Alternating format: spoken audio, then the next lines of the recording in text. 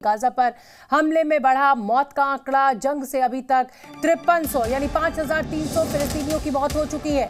जंग में 18,000 से ज्यादा लोग घायल हुए हैं। हमास के स्वास्थ्य मंत्रालय का ये बयान सामने आया है। यानी भारी नुकसान फिलिस्तीनी नागरिकों का हुआ है। गाजा पर जिस तरीके से रॉकेट और बम से इजराइल ने हमले अपने बढ़ा दिए हैं, उसके चलते जो कैजुअलिटीज हैं ये लगातार इनका आंकड़ा बढ़ रहा है। 5300 लोगों की जान जा चुकी है। ये हमास के स्वास्थ्य मंत्रालय के आंकड़े हैं जो इस समय हम आपको बता रहे हैं। और एक और इस समय बड़ी खबर आ रही है, इजराइल हमास जंग का आज 19वां दिन है और हमास का एक और कमांडर मारा गया है। इजरायली सेना की बड़ी कार्रवाई में कमांडर तहसीर मुबाशेर को मार गिराया गया है। हवाई हमले में ये ढेर हुआ है।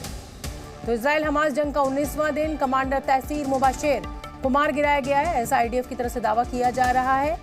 हवाई हमले में इस कमांडर तहसीर मुबाशेर को ढेर किया गया है।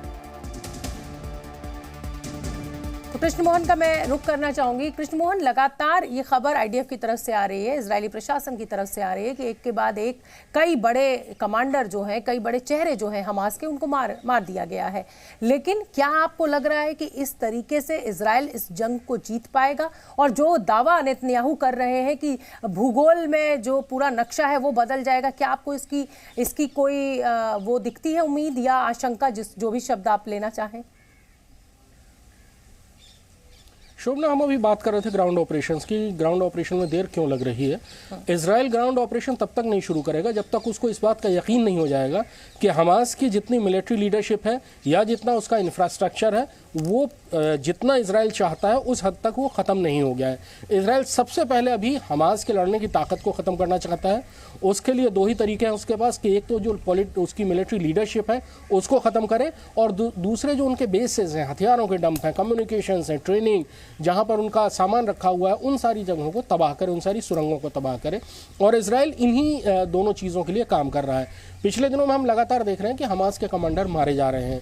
यही सबसे पहली इजराइल की प्राथमिकता है कि जो लीडरशिप है, मिलिट्री लीडरशिप है हमास की, उसको ख़त्म किया जाए। और लीडरशिप एक बार अगर ख़त्म होनी शुरू हो जाती है या ख़त्म हो जाती है पर्याप्त ढंग से, तो फिर उस ऑर्गेनाइजेशन के काम करने पर बहुत ज़्यादा असर पड़ता है। बिल्कुल ठीक है, बिल्कुल कृष्ण, बड़ी बात आप कह रहे हैं। जाहिर सी बात है कि अगर किसी भी संगठन का जो नेता है या लीडर है, अगर उसी को मार दिया जाए या उसी को नुकसान पहुंचाया जाए तो पूरा ऑर्गेनाइजेशन को बड़ा नुकसान होता है।